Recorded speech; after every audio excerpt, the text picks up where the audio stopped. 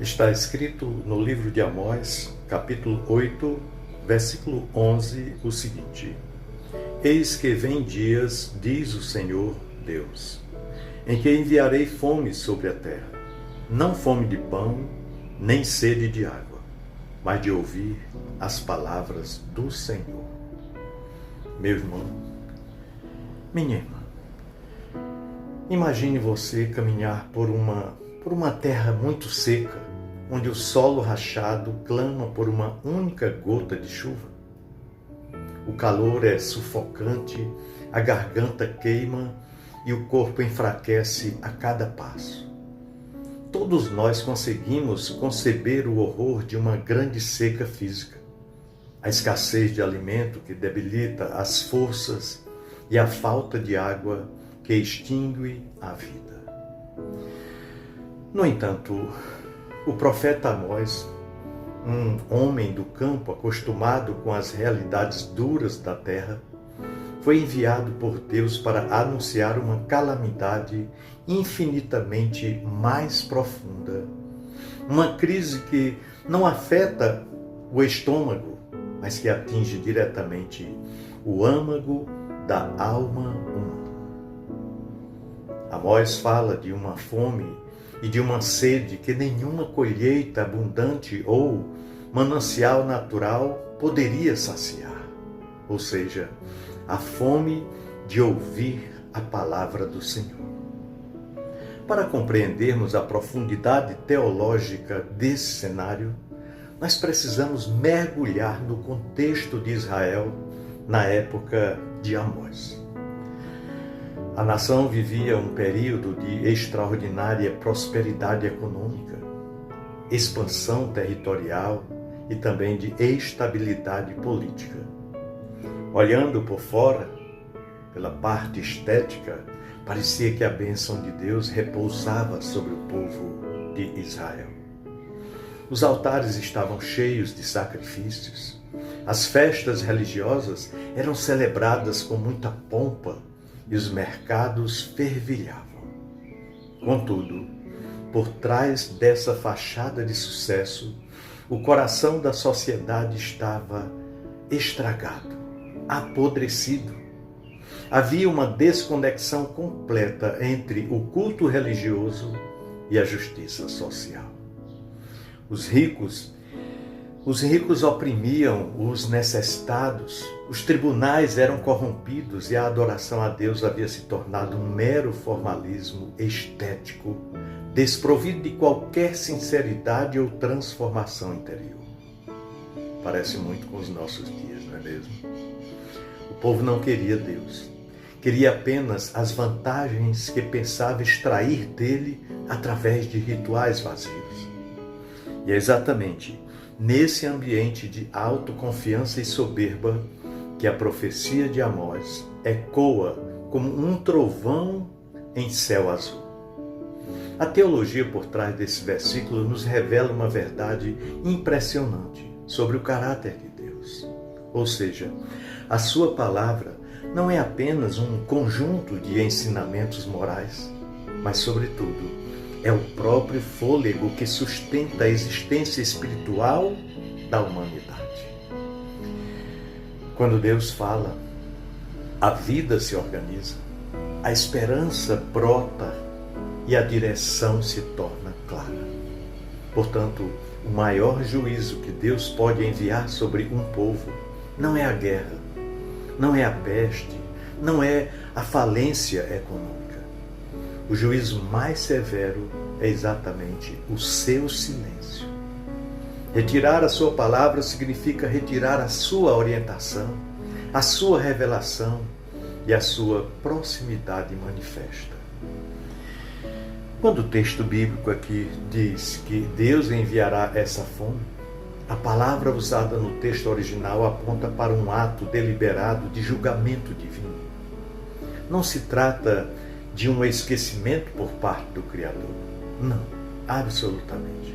Mas de uma consequência direta relacionada à rejeição contínua do povo de Israel. Israel havia passado décadas tapando os ouvidos para as advertências dos profetas, silenciando assim a voz do Espírito e escolhendo viver sob as suas próprias regras. Aí chega um momento na história em que Deus, em sua soberania e dolorosa justiça, diz: vocês não quiseram me ouvir quando eu falava? Pois bem, agora vocês procurarão a minha voz e não a encontrarão mais.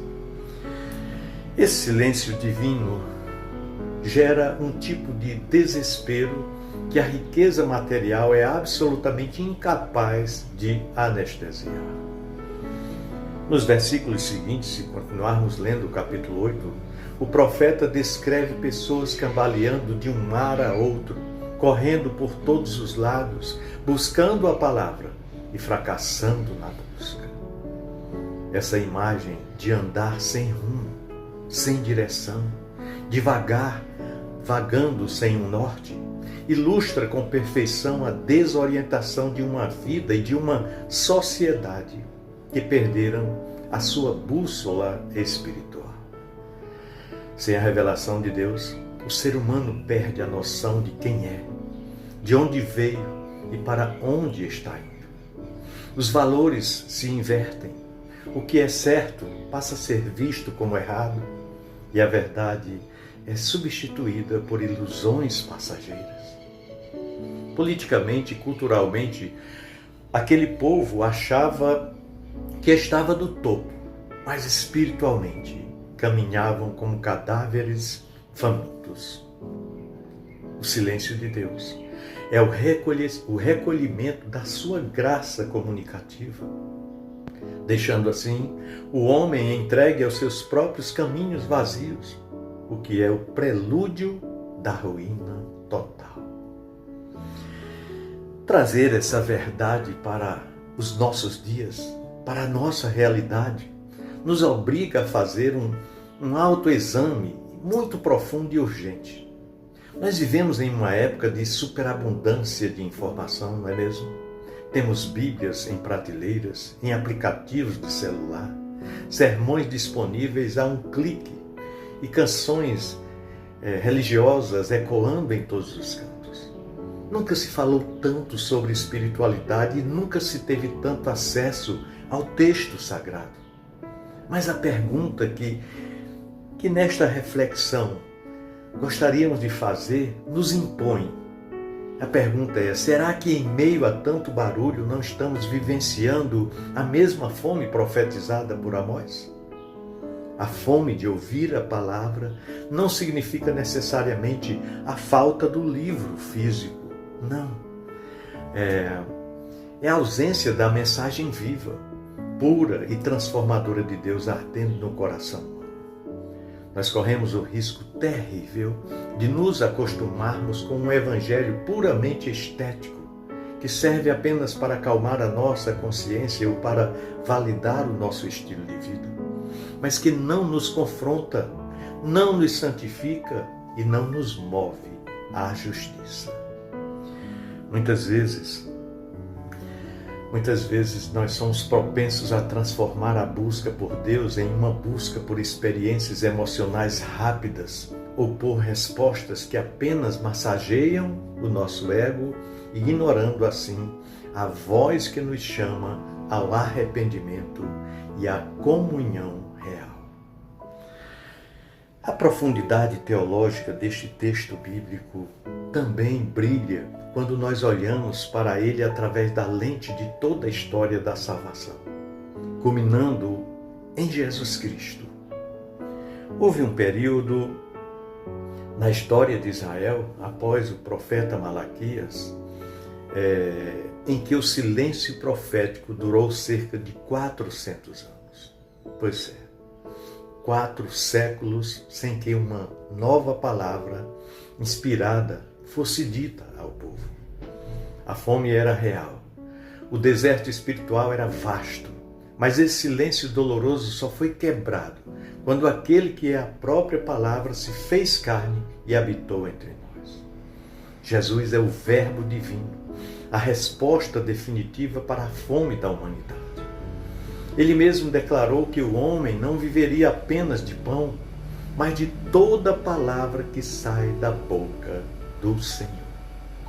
E ele, nosso Senhor Jesus Cristo, se apresentou como o pão da vida, ou seja, aquele que sacia a fome mais profunda da alma e sacia de forma definitiva.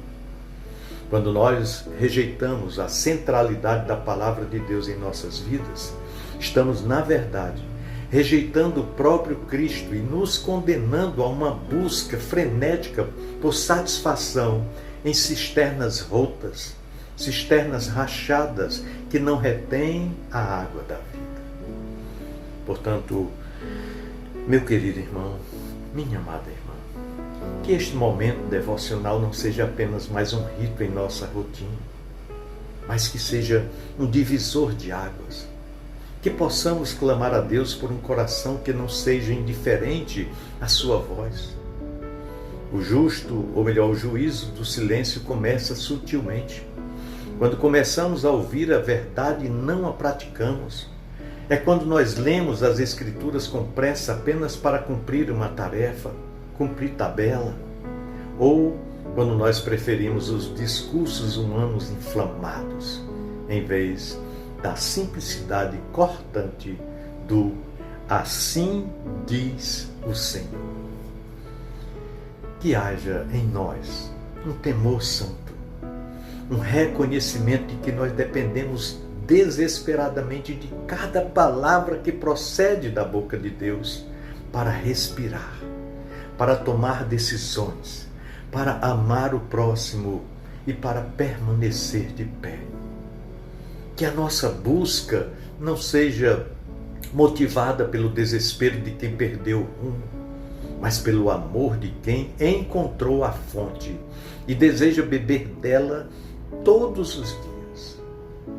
Que o Senhor Deus nos livre da fome de sua palavra e que, em vez disso, Ele encontre em nós um solo fértil, um povo de ouvidos atentos e corações inclinados, prontos não apenas para ouvir, mas, sobretudo, para viver e encarnar a sua eterna verdade.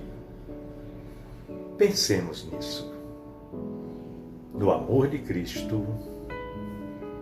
Amém.